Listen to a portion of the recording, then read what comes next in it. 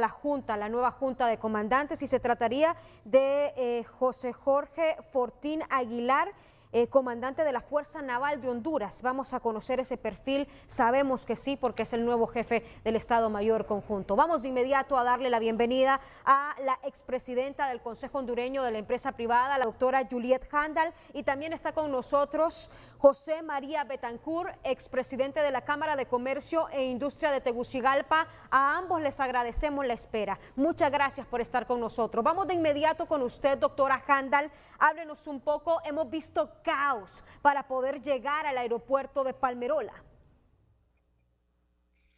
Así es.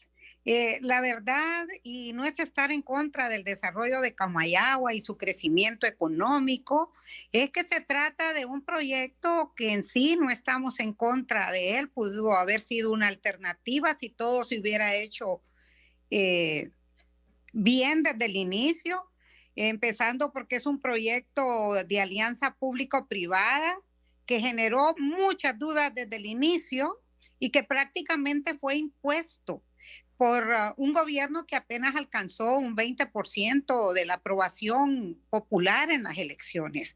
Y digo impuesto porque viendo lo que está pasando ahora, que no estaba terminado, se nos impuso no solo el proyecto, sino que también la inauguración a fuerza de dañar a la capital industrial y a la capital Tegucigalpa, prácticamente cerrando el Toncontín y debilitando el aeropuerto de San Pedro, porque el personal especializado lo están trayendo para Palmerola. Entonces, y además se ha formado un caos enorme porque no estaba listo. Hemos escuchado denuncias de las compañías que rentan carros, de los pasajeros que llegan a mediodía, de las grandes que llegan a mediodía y que llegan a la capital, digamos, hasta en la noche. Estamos hablando también de todo el caos en la parte del peaje, que es otra cuestión que se debería de revisar también, y nunca se hizo lo que se habló desde el inicio de una carretera por Lepaterique para luego decirnos que los fondos no habían suficiente para hacerlo. O sea, en otras palabras, se abrió sin estar listo y por eso se ha formado este caos. También, increíblemente, de la noche a la mañana afectan en la parte económica a dos, digamos, en la capital, toda esa parte alrededor del Toncontín era una área de crecimiento que generaba bastante empleo. No es cierto que ellos están generando empleo allá. Si comparamos lo que está sucediendo en San Pedro y en Toncontín. Además de eso, hay que preguntarse si era prioritario y urgente abrir un aeropuerto más y formar prácticamente un monopolio cuando está al margen de la Constitución y cerrar los aeropuertos en dos ciudades importantes. La logística no se preparó. Hemos escuchado a turistas extranjeros decir que ni siquiera para sus vuelos en las salas donde tienen que tomar el vuelo hay asientos, ni siquiera hay comida, apenas un café. Entonces, ¿cuál era la prisa? Me pregunto si fue un capricho o qué. Y a mí me encanta que estar compartiendo esta entrevista con alguien que conoce más a fondo detalles de todo de ese proyecto y que constantemente ha estado denunciando lo que no está bien porque no beneficia de ninguna manera al Estado en la forma en que se hizo el contrato. Eso es lo que cuestionamos y lo oneroso que ha resultado. Y decimos, ¿cuál era el apuro de un nuevo aeropuerto que genera prácticamente un monopolio cuando no tenemos ni siquiera agua, que es una necesidad enorme en la capital, no tenemos las atenciones y servicios de salud y educación como debe ser, no tenemos seguridad jurídica, tenemos tantas necesidades prioritarias y dele con este proyecto que a todas luces al inaugurarse pues está generando este caos que ha llamado la atención de todos los sectores y del pueblo hondureño que está sufriendo. Imagínese usted ese peaje que lo tienen que pagar ahora gente que tiene que viajar desde lejos para tomarlo. ¿Cuán oneroso va a ser? Los boletos no han bajado, como se ha dicho. Vimos de las arrendadoras de carros que les dijeron de la noche a la mañana, ustedes se van para allá, y no tenían ni siquiera instalado todo su sistema de cómputo. Y ahí lo dejo mejor la dejo con el señor Betancourt, que de verdad le podrá decir mayores detalles de este proyecto. Bueno, y muchísimas gracias. Gracias, doctora. Muchas gracias y gracias por la espera, doctora. Si nos espera el momento en el que intervenga el expresidente de la Cámara de Comercio e Industria de Tegucigalpa, porque la doctora ha dicho que es preocupante un caos. ¿Por qué? ¿Por qué se apuraron en inaugurar un proyecto de este estilo? ¿Qué dice usted como expresidente de la Cámara de Comercio e Industria de Tegucigalpa? Buenas tardes, Jackie, y gracias a la doctora también. La verdad que para mí mal da la apariencia de quedar mal a la presidenta electa, doña Xiomara, por el hecho de que ella había ofrecido desde su campaña que Toncontín no se iba a cerrar. Y si estos han hecho un cambio acelerado, ha sido única y exclusivamente a mi criterio porque la presidenta electa, doña Xiomara, quede mal ante el pueblo. Pero están muy equivocados, porque doña Xiomara tiene el respaldo de todos los que la apoyamos y que la hicimos ganar la elección como presidenta de la República de Honduras. Y ella buscará el mecanismo legal tanto para revisar y auditar el contrato de Palmerola, como también la ilegal concesión de Toncontín, porque resulta inaudito ya aquí y auditorio de que los de PIA sean juez y parte. A ellos les interesa cerrar Toncontín porque todos los vuelos los trasladan a Palmerola, lo que ya sucedió el día de ayer. Y la demostración de la improvisación es más que evidente.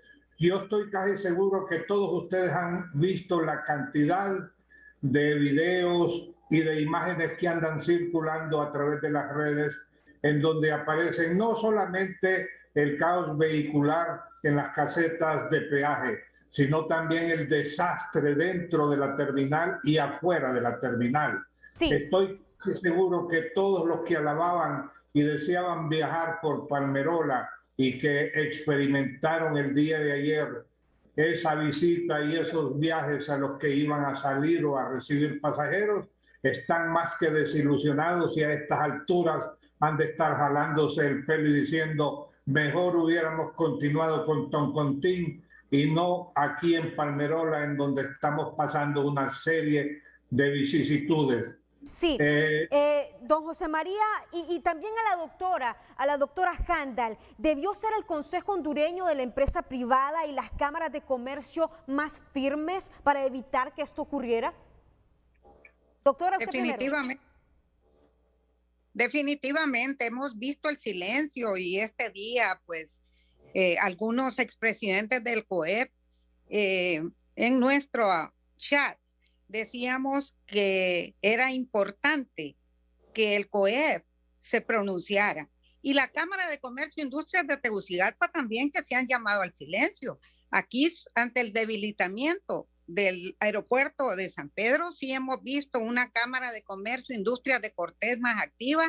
Hay un pueblo y muchas organizaciones que se están pronunciando en la costa norte porque se dice, con ese debilitamiento que sale incluso en uno de los medios en primera plana, en uno de los medios rotativos escritos de San Pedro Sula, el debilitamiento, se denuncia el debilitamiento del aeropuerto de San Pedro y eso preocupa también. Imagínense la gente que tiene que viajar desde Atlántida, desde Copán, de todo, y viajar hasta allá. Van a tener que ir a un hotel a quedarse desde el día anterior, a gastar. O sea, es que no analizaron todos estos detalles. Encima de la pobreza que está enfrentando 70 de cada 100 personas en el país, muchos de los cuales dentro de esa pobreza a veces son invitados por sus padres o por sus familiares que mandan remesas de Estados Unidos y a veces les dan un boleto. ¿Cuánto les va a costar a esta gente también mandar a traer a sus seres queridos también allá? Y que les cueste un boleto caro o igual, y toda la logística de moverse, de ir a un hotel a pagar.